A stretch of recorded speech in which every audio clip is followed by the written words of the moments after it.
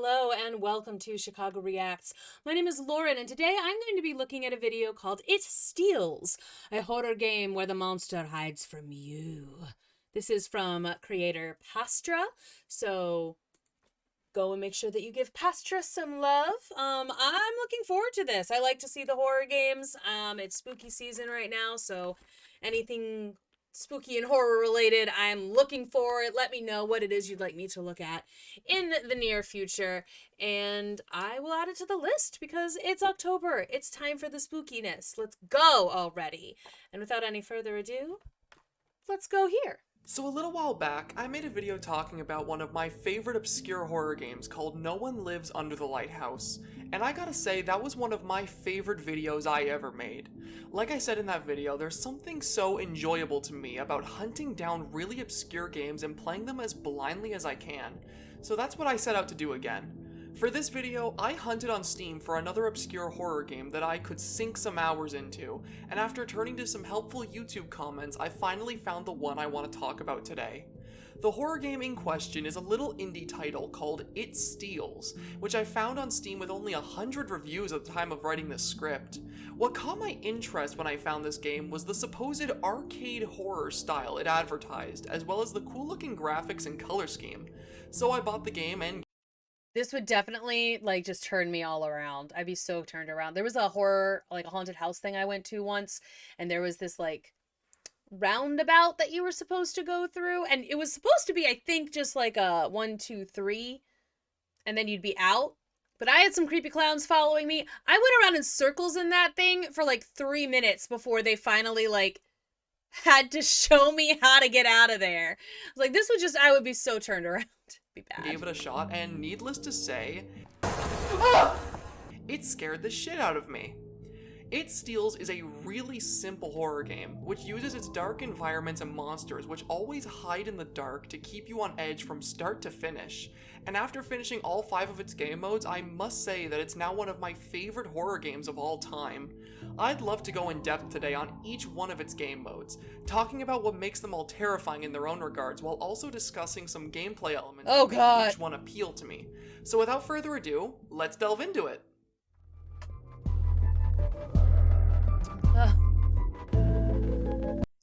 Even just the run that was written there, that alone would get me. That's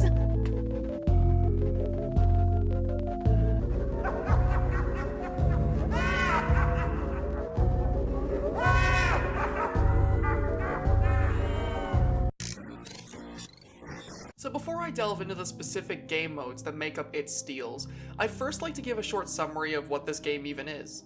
It Steals is a Pac-Man style arcade horror game where you run around multiple dark mazes trying to collect all the blue orbs which can be found within it. In each maze, you're given a different assortment of tools to find all the orbs, as well as there being a new monster with new mechanics trapped in the maze with you.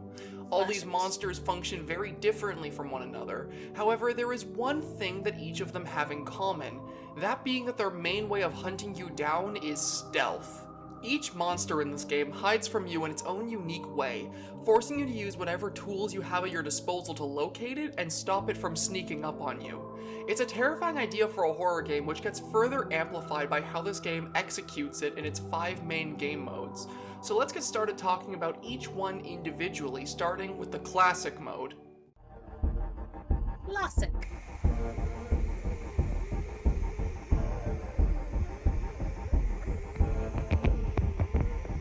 The classic game mode of It Steals is a nice, simple experience which settles you into the nightmares that are to come from this game. In this game mode, I like his little avatar. monster the game aptly calls Legs attempts to stalk you through the maze you both find yourselves trapped in together. If you hear Legs approaching, you must quickly turn to look at him with your flashlight to scare him away. This little gameplay loop of collecting orbs while shining your light at Legs is occasionally broken up by him suddenly stopping to stare at you at random times with a massive run prompt appearing on your screen. Oof. When this happens, you have to run away, avoiding any dead ends while Legs pursues you. If you enter this chase sequence a second time while trying to collect all the orbs in the maze, then it's game over for you because Legs will kill you every single time. I find this game mode to be one of the less scary ones out of the 5, but it is a perfect introduction to the game and its mechanics. God. The dark, eerie maze it takes place in is a really cool environment, and the splashes of red on the walls do a wonderful job at throwing off the player, making them question whether they're staring at Leg's eyes or not. I also really adore the sound design here.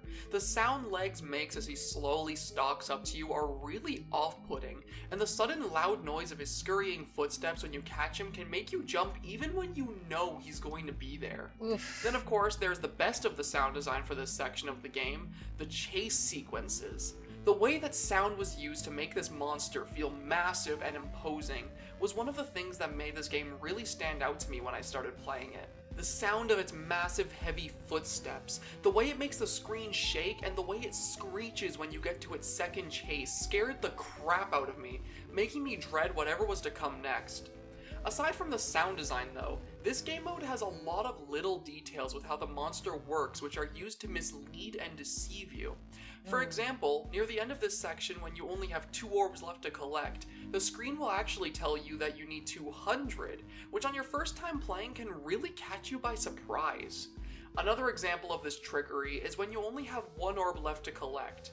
When there's only 1 orb left on the map, the monster's eyes will change from their usual red color to blue, and they'll begin emitting the sound which indicates that you're approaching an orb.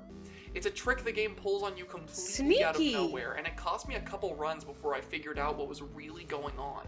Oh, well, I'm glad he told me, because this actually sounds like fun, even though I'd be bad at it. Overall, this game mode is a great introduction to what It Steals has to offer as an experience. It's fun, simple, and pretty scary at times, but things get way scarier from here. Oh, good. Shutter mode.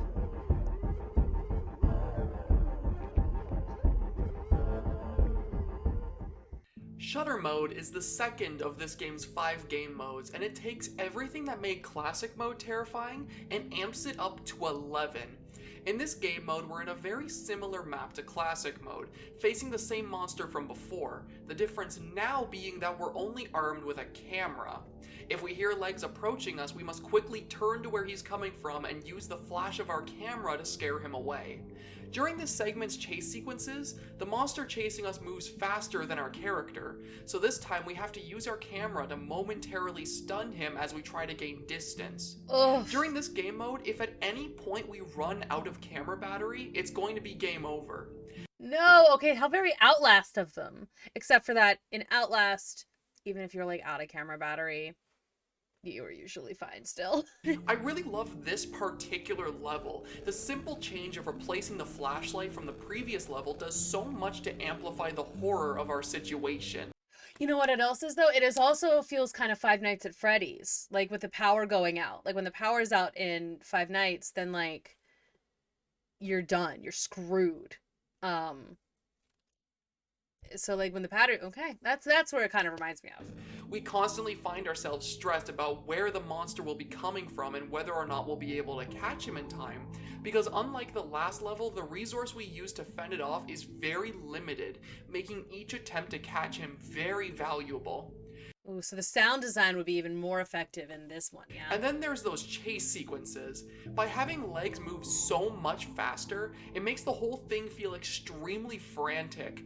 Running from room to room, hoping we don't run into any dead ends was already a terrifying sequence to deal with, but throw in the fact that we have to randomly turn around just barely to stun our pursuer, and you have something on a whole other level. Ugh. I also think that the sound design I praised in the previous level is greatly improved in this one. Because the chase sequences in Shutter mode have the monster chasing us at a much faster speed, you can hear him approaching from a mile away with these loud skittering footsteps which make you panic the entire time the chase is happening. Overall, this level just takes everything that made the first one great and improves upon it with more satisfying and stressful mechanics. And a fun little bonus to it is the cutscene at the end of it, where we get to look at all the photos we took of the monster over the course of our playthrough.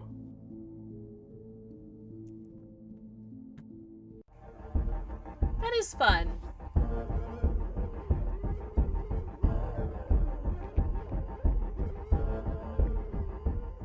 Out of all the levels in It Steals, this was the one that scared me the most. Hide and Seek is a game mode which turns the formula of the game on its head completely, shifting the gameplay loop of trying to find a monster which sneaks up on you into a game all about trying to avoid the monster at all costs. In Hide and Seek mode, we find ourselves within a maze like the previous 2 levels. However, something has changed. Rather than being followed by a monster, we're given a prompt telling us that we're it.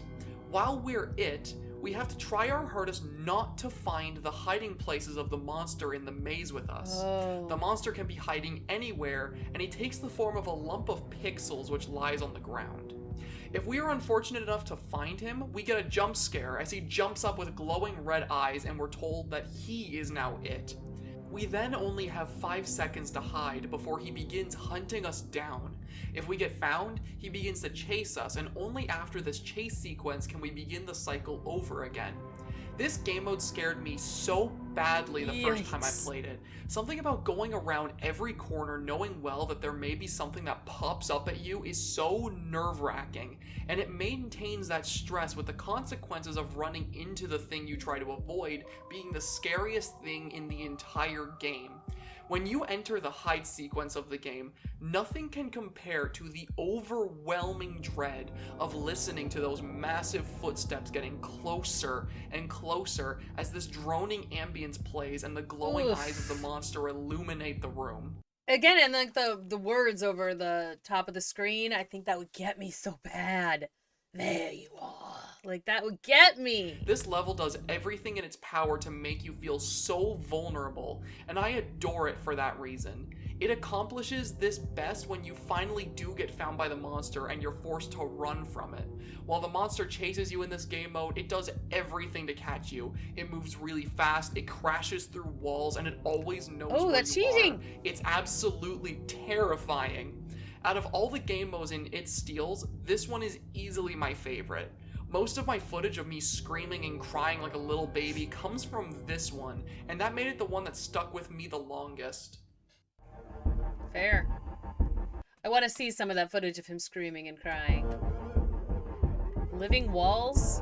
Oh, no thank you. No thanks. So if Pass. I'm being honest, this game mode is easily my least favorite out of the 5. Not necessarily because I think it's bad, I just feel mechanically the other ones are a lot stronger and make more sense.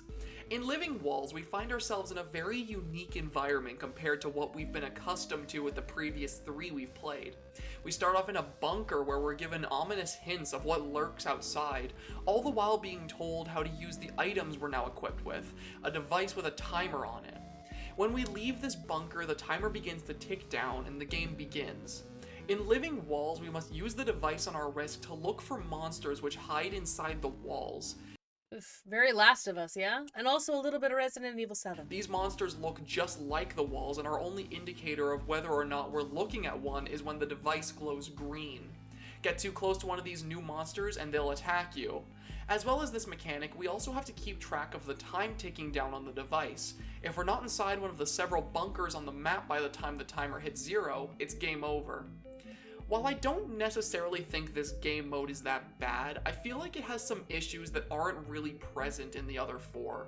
The 2 mechanics with the timer and the monsters in the wall are pretty interesting on their own. However, I don't really feel like they complement each other very well. I found that using the device to try and pinpoint the locations of the monsters didn't work really well when I was constantly trying to do things quickly to make sure I had made the most of my time. Right. Anytime I tried to take it slow and avoid the monsters, I died for it. Anytime I tried to go quickly and make good time, I died for that as well. Maybe it's just because I sucked at this level, but I just feel like the mechanics conflict a little bit too much to be satisfying. Now with that said, there are a few things I really like about this level. I do wish you'd shown us one of the death scenes, you know? I want to see the walls kill you. One thing I love about the timer mechanic is how it feels when you just barely get to a bunker with barely enough time to spare, slamming the vault door shut as you hear something undesirable approaching. I also love the whole mechanic with the device which warns you when you look in the direction of a monster. Because the monsters blend in with the environment you're trapped in, seeing on the radar when you're staring death in the eyes when you otherwise wouldn't know is a really creepy feeling. I just want to see the monster come to life. So show me the walls coming to life. Like I said before, I love the two mechanics of this level a ton. I just think that maybe they would have been better off as two different levels rather than sharing one together. Overall, it isn't a bad experience, just one I revisit the least out of the 5.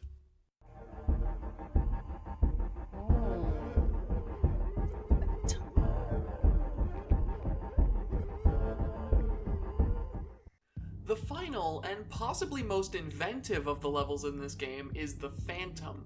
This is another level which completely turns the gameplay of It Steals on its head, introducing us to a new monster and mechanic which creates some really tense moments.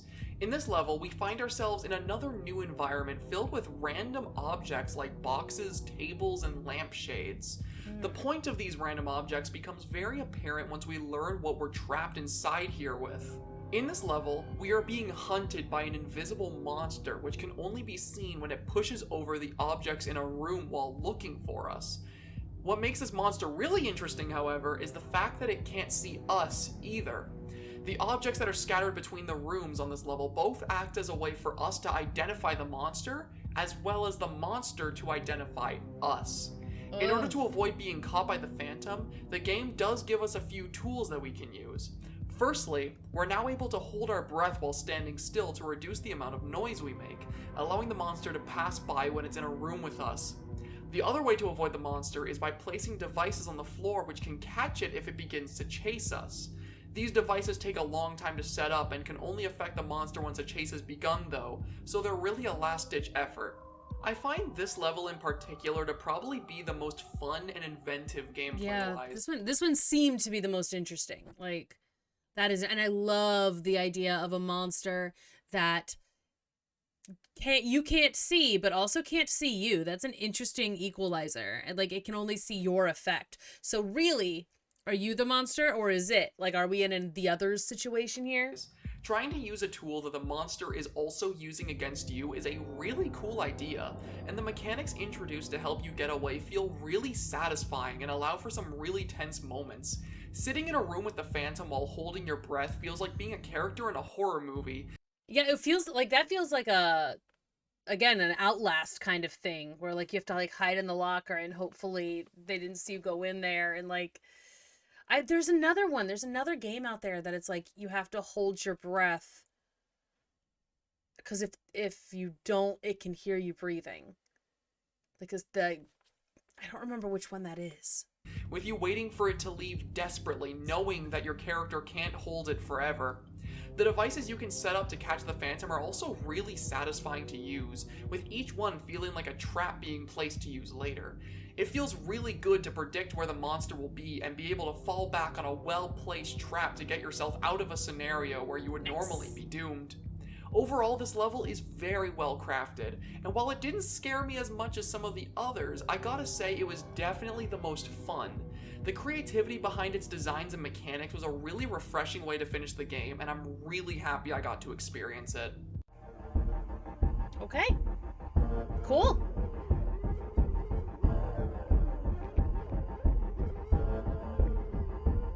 It Steals is a great horror game which uses a very simple concept to its advantage by reinventing it in new and creative ways with its 5 self-contained game modes.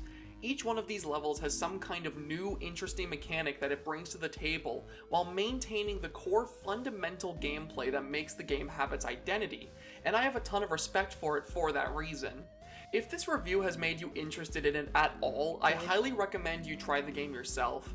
I feel like it's painfully underrated and deserves way more attention and praise than it currently gets. But either way though, I hope you enjoyed today's video. I had a ton of fun making this one, and I greatly look forward to seeing you again in whatever my next project ends up being. Goodbye for now. Bye. Okay, I love his avatar. Like, I'm sounded interesting, right? Okay, I think he's gone.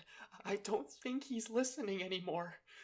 Please, if you made it this far into the video, please send help. I need you to send help.